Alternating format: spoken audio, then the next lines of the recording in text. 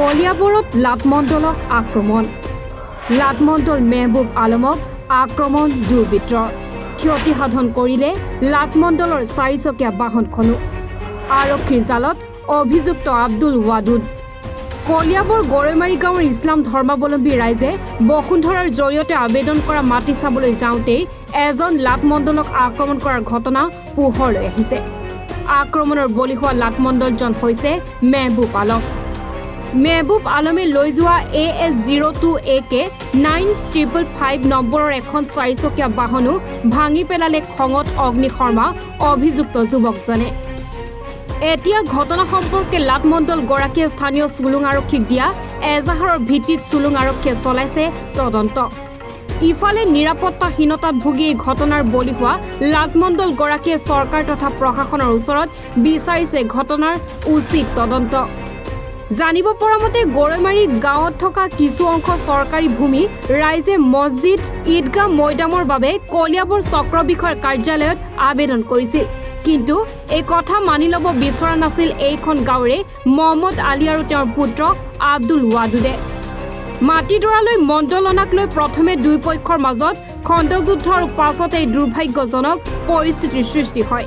ইতিমধ্যে ঘটনা সংক্ৰান্তত চুলুং আৰক্ষী অভিযুক্ত আব্দুল ৱাদুদৰ বিৰুদ্ধে উলুৱনি থানাৰ 24/25 নম্বৰত এক গোচৰ ৰুজু কৰি জেল হাজতলৈ প্ৰেৰণ কৰিছে আমি বসুন্ধৰা চলি আছে বসুন্ধৰা আবেদন দিছিলে আপোনাৰ উপাসনাথলীবিলাক মন্দিৰ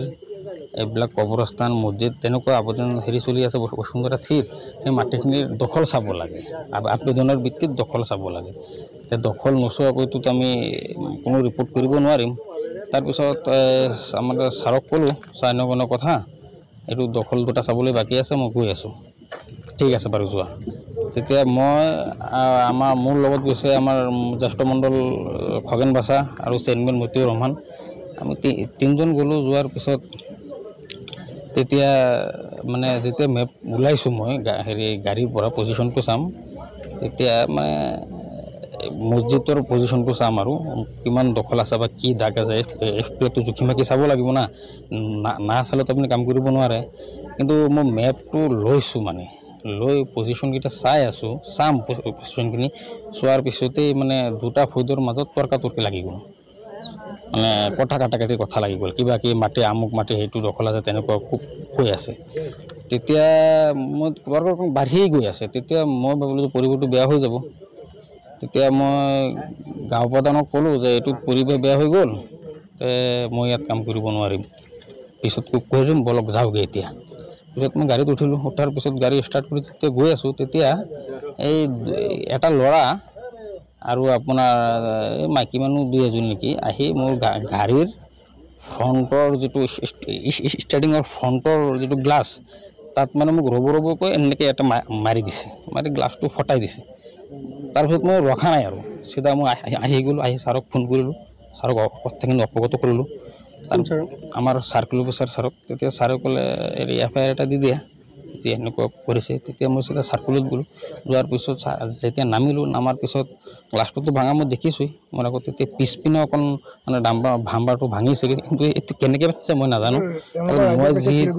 মই যিহেতু চলাই আছিলোঁ আকৌতো গম পাইছোঁ আৰু সেইটোৱে মোৰ নাম মাহবুব আলম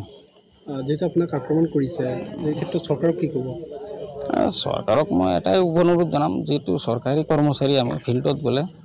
তাতে তেনেকুৱা নিৰাপদ থাকে মানে তেনেকুৱা যাতে কাৰোৰ লগত নহয় আৰু সেইটোৱে মোৰ দুখ লাগিছে অকণমান হয় হয় মানুহ কিছু কোনো জানিব পাৰিছে নেকি মানুহ মই এটা ল'ৰাক চিনি পাইছোঁ অদূত বুলি কলিয়াবৰৰ পৰা নেকিবুৰ ৰহমানৰ ৰিপৰ্ট এনি ভাৰত 24